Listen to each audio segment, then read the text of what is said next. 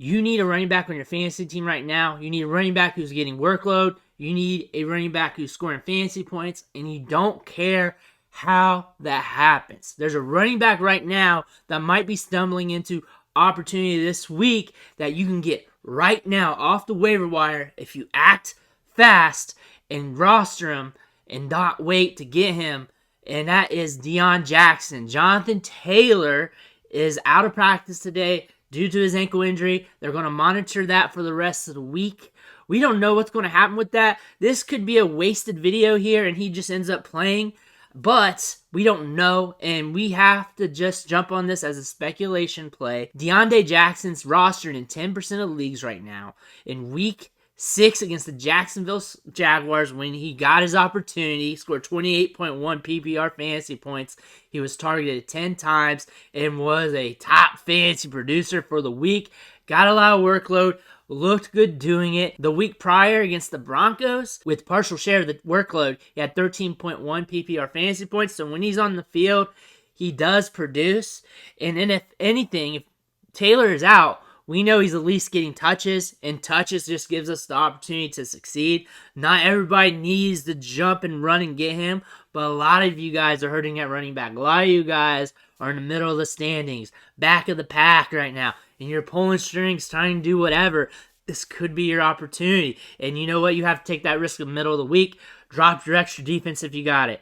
Drop that last wide receiver if you got it. If you need to fill that running back hole, you might get that with Deon Jackson. You might, because it might not happen. But I have to relay the news to you and let you know that he is available in 90% of leagues, and he might be getting touches this week due to the news with Jonathan Taylor. But the risk is this news isn't really anything. Taylor's good a few days from now, and he's back to siphoning all the work. But you have to act now, because you don't want to act on Saturday. You don't want to act on Sunday morning, because it's not going to be happening. Everyone's going to be running to the waiver wire because they saw what happened in week 6. So if you're hurting at running back, you have to smash on this and just hope for the best. And this isn't a guarantee. This isn't a call. I see the tea leaves here. I read the tea leaves. I see the news, and I'm giving you the reaction piece to that.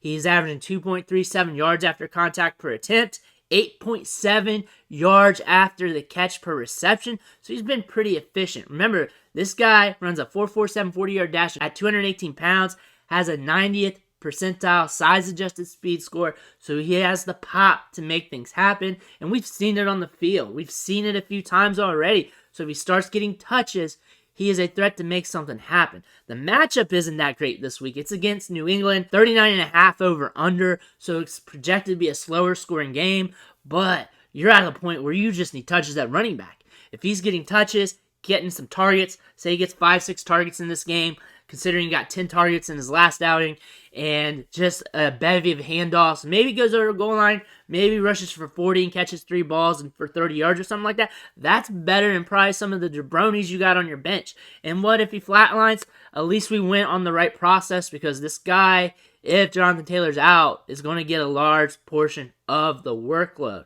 And honestly, if you're good at running back, and your roster is stable, good from top to bottom, and you're a top-tier team in your league, you may not even need to do this. But if you're in the bottom part of your league, middle of the pack even, and you got holes in your roster, you got guys that you're hating on, you hate them when you look at your roster, you're questioning, or an extra defense, extra tight end. If you got 2 tight ends, you can drop one of them and get Deon. Got an extra defense, drop one of them, get Deon. Got a wide receiver who's lucky to score 12 points in a week, drop him, get Deon.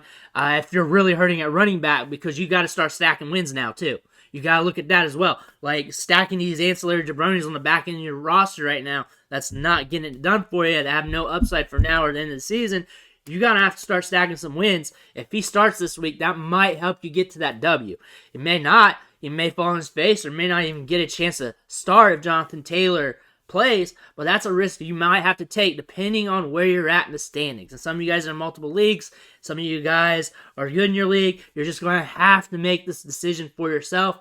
I see the news. I read the tea leaves. I come report back. I come with a strategy. You guys look if that applies to you, because it's not going to apply to everybody. Hit that subscribe button on the way out. It's going to help you for the rest of the season, because I'm dropping content like this, giving you ideas for your team. Also have another video here posted about how you can find wide receivers on the cheap right now in trades for you. And I'll have more coming out throughout the week. I want to thank you for watching, and I'll catch you on the next video.